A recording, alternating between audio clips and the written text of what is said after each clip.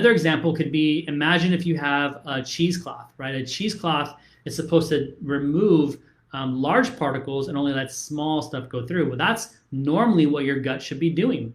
And so if you have these microscopic holes, now these large particles, kind of like if you cut the cheesecloth, are going to go through, and it's going to reduce your ability to do its job. And it's another way of how what we refer to as food sensitivities occur.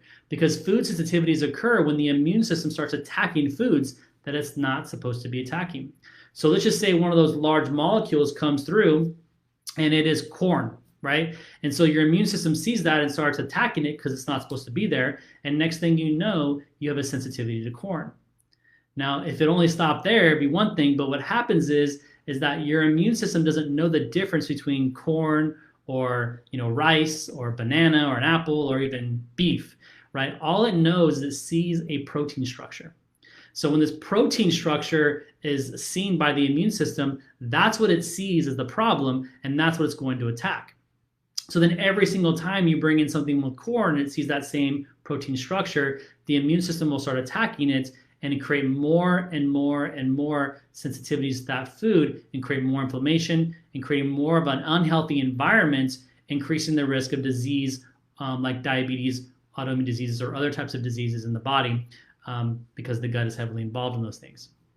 Now, what becomes really interesting is that, again, the immune system only sees the protein structure of this. So if the protein structure of, say, corn can resemble another type of food like rice, for example. Maybe the protein structure is very similar. So if you ate rice, even though you've never had a piece of rice come through that barrier and the immune system attack it, but because the protein structure is the same, it's going to start attacking rice as well.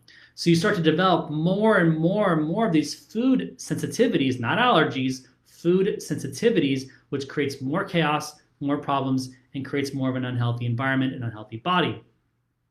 On top of that, these protein structures will also look very similar to the cells of your body. So if the cell of your pancreas, for example, looks very similar to corn, your immune system will start attacking the pancreas, and next thing you know, you have an autoimmune disease to the pancreas, you develop type 1 diabetes.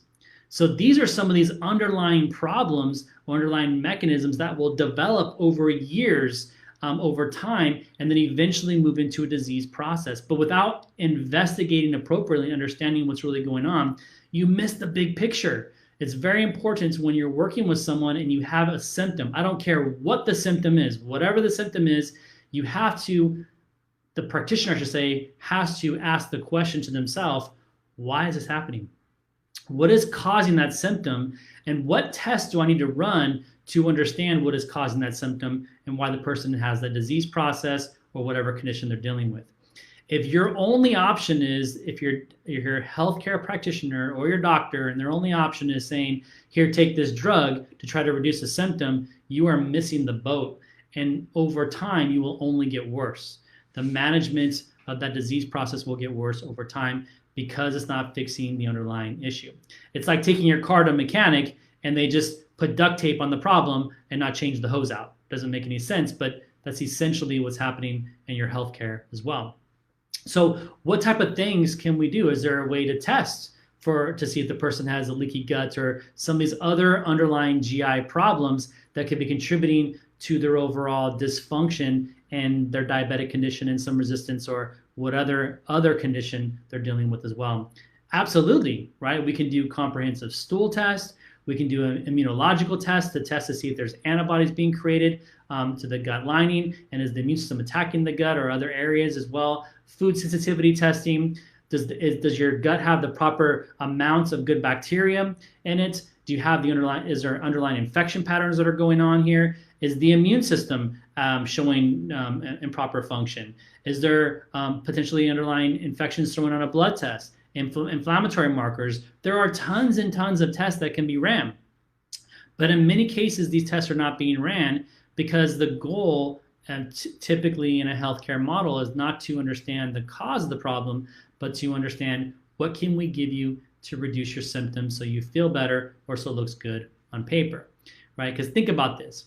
If antibiotics are a huge contributing factor to leaky gut situations. The more antibiotics you take, the worse it's going to become. And the more antibiotics you take, the lower your immune system is going to be. It suppresses the immune system. It suppresses your good bacteria, leaving you vulnerable for future infections. So it's just perpetuating the problem over and over and over again. It makes more sense to, if you have a major infection, obviously take the antibiotic. But then once the antibiotic is done, you need to find a practitioner who can help you get your gut healthy again to reducing the risk of future issues, like we've been talking about here today. So, just this one concept, right? There are hundreds of others that could be contributing to disease process like diabetes or other diseases. But this one simple analysis here can determine if you have this underlying problem that many of our patients that we see in our practice have. I mean, I can't tell you how often I see someone with leaky gut that needs to be addressed. I mean, tomorrow we're starting a new program with an individual who has leaky gut, and we're going to be able to help him fix the problem as well. So I wanted to just take a quick minute to talk to you about this because it's a big problem that I'm seeing quite often in my office. And someone who's going to watch this video, or if you share this video, maybe you know someone who has diabetes, maybe you know someone who's got some gut issues, or you're like, hey, this person has like all these foods they can't eat.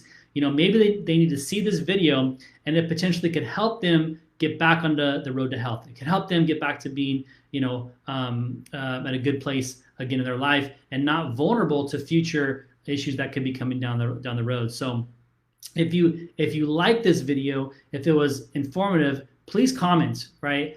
Put a comment down below so that I know that this information is valuable to you and you're excited about it. Share the video so then someone a loved one, a coworker, a friend, spouse, sibling, they have this information and it could very well maybe help them in the future from having to go down a path of misery and discomfort as well. So, and if there's anything that any questions that you have, please comment there as well. Or if there's any other topics that you want me to discuss that you're dealing with, you're not really sure what to do or how to handle it, or you're just not really sure about the whole concept of what you're being told, I can definitely do more videos.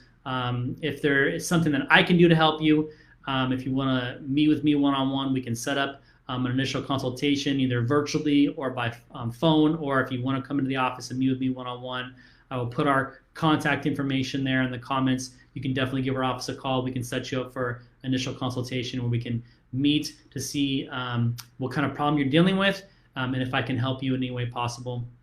Again, I hope you're having an amazing day. Please stay safe out there. The air quality is not the best right now, but we're all here together to help each other. And if there's anything that I can do, please reach out and I'll help out any way possible. Have a great rest of your day, guys. Take care.